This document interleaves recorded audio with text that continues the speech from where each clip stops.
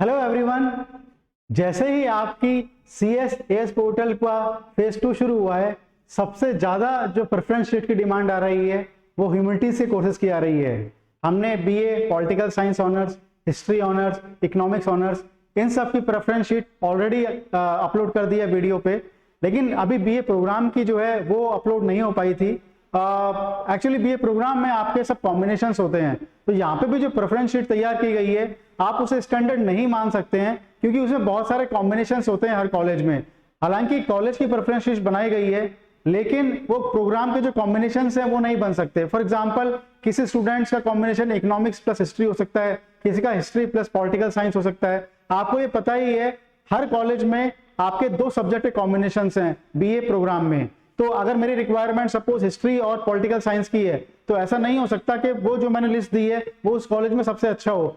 ये लिस्ट सिर्फ आपको एक आइडिया देगी, एक आपको गाइडेंस प्रोवाइड करेगी कि इस तरह से प्रेफरेंस शीट आप इस तरह से कॉलेज का ऑर्डर ले सकते हैं। हालांकि इसमें +-5 कॉलेज का ऑर्डर जो है वो आपके लिए एप्लीकेबल हो सकता है, बहुत ज्यादा वेरिएशन इसमें नहीं आएगा। फॉर एग्जाम्पल, मैंने कोई कॉलेज आपको 7 नंबर पे दिया है, तो उसे आप फॉर एग्जाम्पल 4th पे चूज कर सकते हैं या 10th या 11th पे चूज कर सकते हैं। लेकिन ऐसा नहीं है कि मैंने अगर 7th पे दिया है तो आप उसे 15 या 16 पे ले जाएंगे, इतना वेरिएशन इसमें नहीं आएगा। सो आपको एक आइडिया मिल जाएगा, इस तरह से आप कॉलेज बना सकते हैं, क्योंकि अल्टीमेटली BA प्रोग्राम के लिए आपके पास 2 सब्जेक्ट्स के कॉम्बिनेशंस बन रहे हैं, वो हर किसी के रिक्वायरमेंट के हिसाब से अलग अलग बनेंगे।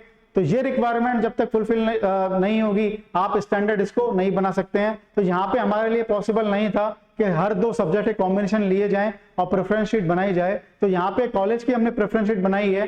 तो कॉलेज जो कॉम्बिनेशन कोर्सेज के हैं उसके लिए आप एक बार कमेंट सेक्शन में पूछ सकते हैं, आपके लिए जो ऑर्डर है वो कौन सा रहना चाहिए और कौन सा नहीं रहना चाहिए। साथ में अपना स्कोर जो है वो परसेंटाइल की फॉर्मेट में जरूर मेंशन करें।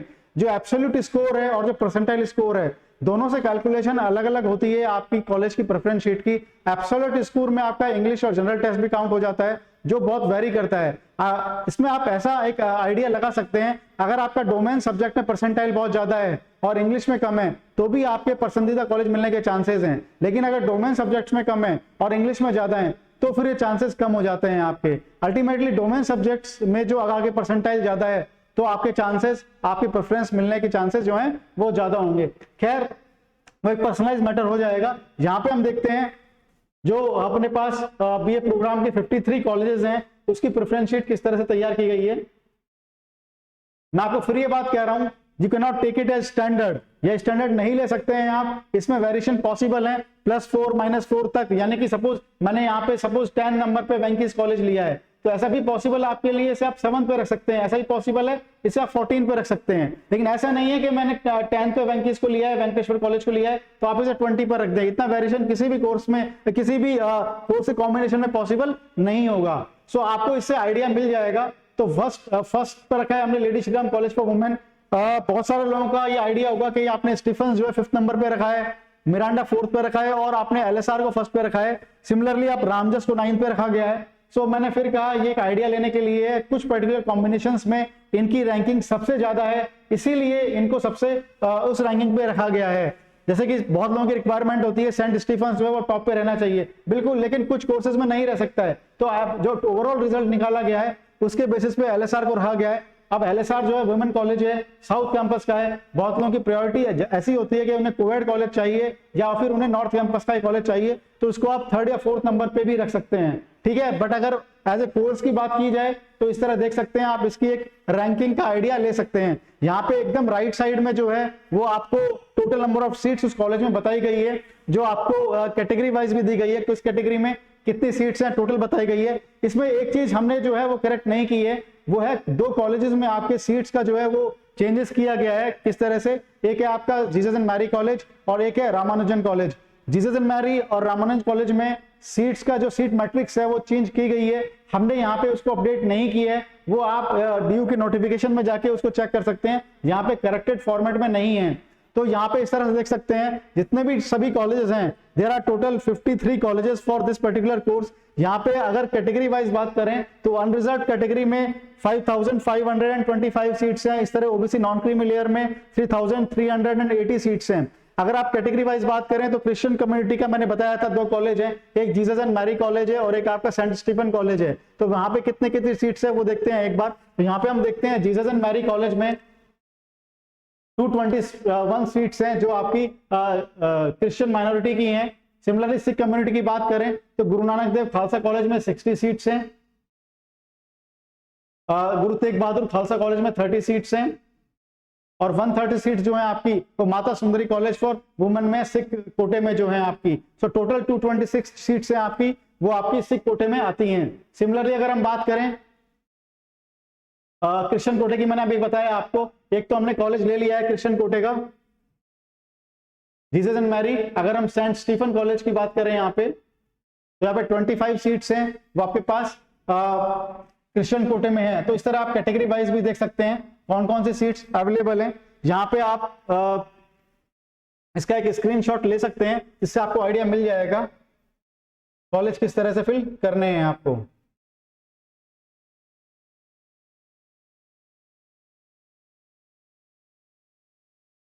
तो यहाँ पे 1 to लेके अराउंड 18 तक आप एक बार स्क्रीनशॉट ले लीजिए।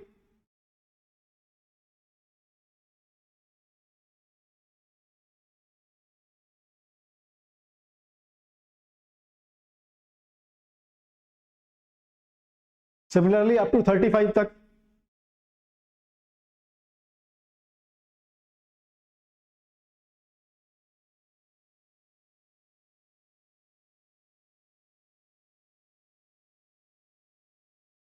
Around 51 college.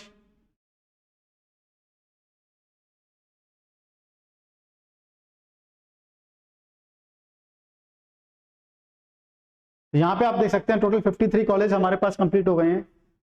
I would like to mention again, बाकी सब कोर्सेज के लिए अगर आप ऑनर्स कोर्सेज की बात करते हैं, फॉर एग्जांपल हम ऑनर्स कोर्सेज की बात करते हैं तो ऑनर्स के लिए आपके लिए ऑर्डर चेंज नहीं होगा, क्योंकि ऑनर्स सपोज आप इकोनॉमिक्स ऑनर्स करना चाहते हैं या हिस्ट्री ऑनर्स करना चाहते हैं तो उसमें कॉलेज की प्रेफरेंस में वेरिएशन नहीं आएगा, वो लगभग सेम ही रहेंगी। लेकिन बीए प्रोग्राम में आपकी जो रिक्वायरमेंट होगी और यहाँ पे जो मेंशन है उसमें वेरिएशन पॉसिबल है, क्योंकि हर कॉलेज में 2 सब्जेक्ट के कॉम्बिनेशंस हैं। फॉर एग्जांपल आपको पॉलिटिकल साइंस या हिस्ट्री चाहिए या पॉलिटिकल साइंस प्लस इंग्लिश चाहिए या इकोनॉमिक्स प्लस हिस्ट्री चाहिए, तो हर कॉलेज में कॉम्बिनेशंस अवेलेबल हैं। कुछ पर्टिकुलर कोर्सेज के ही अवेलेबल हैं। सो हर कॉलेज में 2 कॉम्बिनेशन के हिसाब से कॉलेज में वेरिएशन आ सकता है, लेकिन ज्यादा वेरिएशन नहीं होगा। अराउंड मैंने कोई कॉलेज मेंशन किया है तो आप उसके 4 ऊपर रख सकते हैं या 4 नीचे रख सकते हैं, इससे ज्यादा आपको वेरिएशन इस शीट में नहीं मिलेगा। तो you can take this sheet as reference to fill your preferences Delhi BA programme के लिए। बहुत ही रेप्यूटेड प्रोग्राम होता है, बहुत ही रेप्यूटेड कोर्स होता है दिल्ली यूनिवर्सिटी में बीए प्रोग्राम का,